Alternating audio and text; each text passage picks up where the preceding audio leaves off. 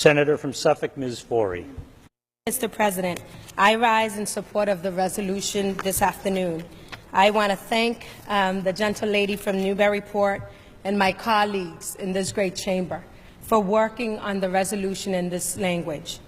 We know that this is not a partisan issue, so Republicans and Democrats stand united in supporting this resolution and standing up and saying we, as Americans, believe in equality.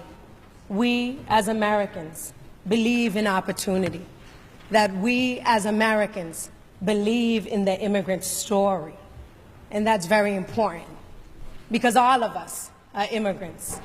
Maybe not in the last 10 years, 40 years, generations. We are all immigrants because our families came here from somewhere else in search of opportunity. And so this resolution is calling on the administration and the hateful executive orders that have been put in place to turn it back, because we recognize that our country is built by the sweat, blood, and tears of immigrants. And I stand here as a proud first-generation American, as my parents left everything they knew behind in a little country they called Haiti.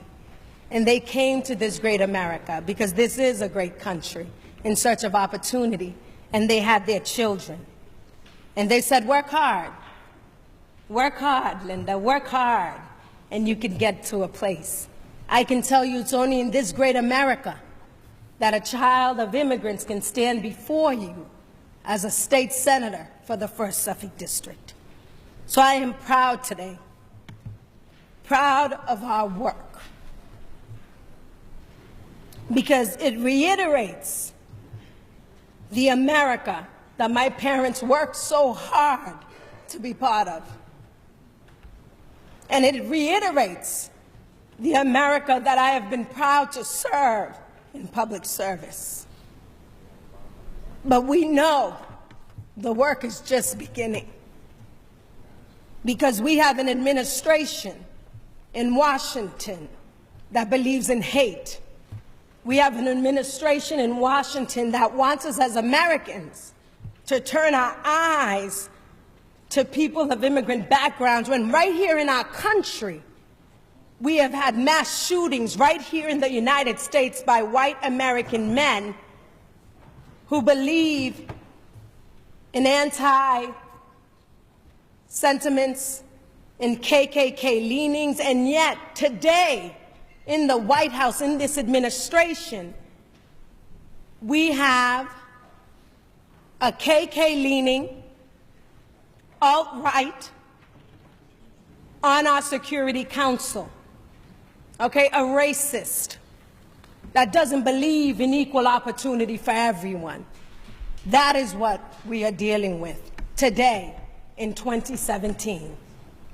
And we stand today as a body in this great Senate to say we are united in standing up for our immigrant brothers and sisters, that we don't believe America's values stands on what is being proposed from Washington, that we don't believe in having religious tests as a metric in allowing people into our great country.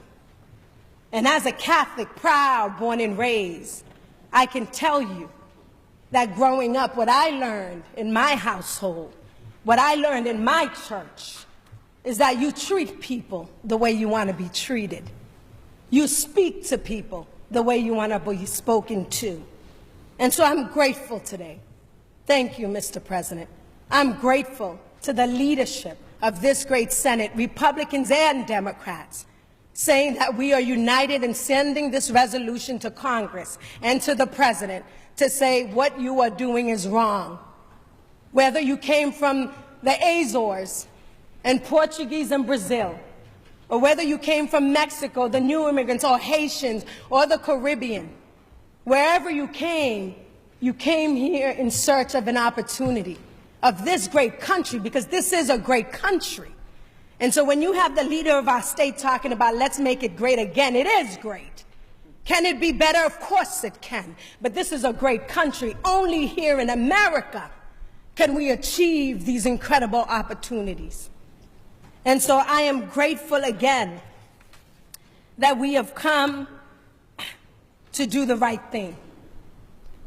But I feel that we have not learned quite yet of our past anti-immigrant sentiments, where it was common to see Irish and Catholic signs need not apply. Catholic, no Irish, no dogs on the Boston Common, signs that we were able to see here in the late 1800s when the Irish came, right? Where the Japanese internment camps were state-sponsored and our schools were separate but equal. We have to remember this because history is critical. And we have someone in the administration, in the federal government, does not believe, obviously, in history. Needs to probably do a little bit more reading in terms of where we've come from and where we're going. But as history has shown us, their recent executive orders are the beginning of a slippery slope, and we do not want to be on the wrong side of justice. The recent court rulings have remained a silver lining in the dark cloud of regressive and detrimental policy coming from the administration. But the mobilization, amazing, inspiring, the mobilization of Americans, all Americans coming together to say, wait, to say stop, to ask questions. Why is this happening? Why in Massachusetts we have researchers that are looking at cancer and Alzheimer's are being stopped from coming in? We have professors at MIT who were not allowed into Logan Airport. We have students, people with papers and green cards have been vetted, have not been allowed to come into our great country. So my commitment to my constituents and the families of this great Commonwealth, and all of us feel this way, are unwavering. And we will continue to fight for Massachusetts so that our true American values are upheld for all and does not allow fear and bigotry to prevail. Fear and bigotry critical, because what I just said, someone is serving on our Security Council that thrives on fear and bigotry, that believes in that to their core. And so we must not criminalize the American dream. We must welcome with open arms all people who have taken the necessary steps to come into this country. Thank you all. Thank you.